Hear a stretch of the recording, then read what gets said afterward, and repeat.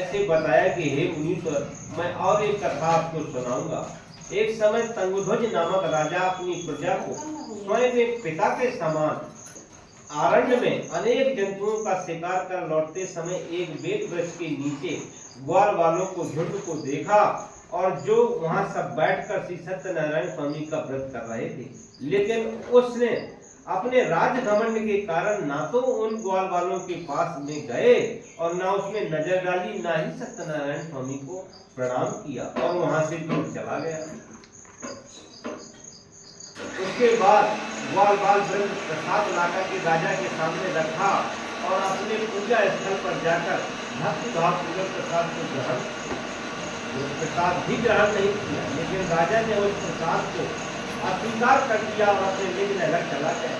तुरंत श्री सत्यनारायण स्वामी क्रोध में आकर उसके 100 पुत्र मर गए और सारी संपदा नष्ट हो गई। दरिद्रता ही दरिद्रता, अनेक कष्टों ने उसको घेर दिया। तब राजा ने पछतावा हुआ कि मैंने अपने घमंड से ग्वाल वालों के द्वारा दिया हुआ प्रसाद ग्रहण नहीं किया ये और उसका तिरस्कार किया है।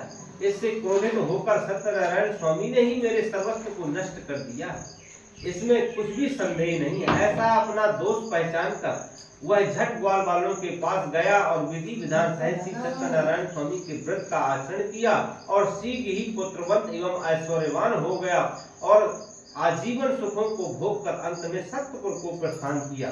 इस दुर्लभ व्रत का जो भी आचरण करता है, जो इस कथा को श्रवण करता है, वह धन धान्य आदि सर्व संपदाओं को प्राप्त कर सुख को पाएगा, अचंकित धन को पाएगा, वृद्ध मुक्ति को पाएगा, कायर धैर्यवान हो जाएगा, मांगी हुई इच्छाओं की पूर्ति कर अंत में सत्यपुर को प्रस्थान कर सभी सुखों को भोग कर इस प्रकार आपको श्री सत्यनारायण स्वामी के व्रत करने की आवश्यकता, इसका विधान, महत्व तथा फल के बारे में मैंने आपको बताया है। इस कलयुग में सत्यनारायण स्वामी के व्रत की विशेष फलदायक, कलयुग में कुछ लोग सत्यनारायण स्वामी को सत्येश्वर कहकर, कुछ लोग सत्यदेव कहकर संबोधित करेंगे। सनातन सत्य मूर्ति कलयुग में अनेक रूप लेकर भक्त की इच्छाओं को पूर्ण कर रहेंगे। कोई भी स्वयं इस व्रत का आचरण कर सकने में, कोई व्रत को देखने में, आखिरकार इस कथा को श्रवण करने एवं व्रत संकल्प करने मात्र ही कलयुग में सत्यनारायण स्वामी के प्रभाव से मनुष्यों को नाना कलेशों से छुटकारा मिल जाएगा।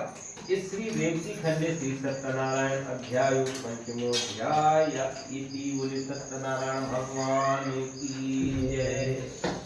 भैया मिला रहे थे ना, हाँ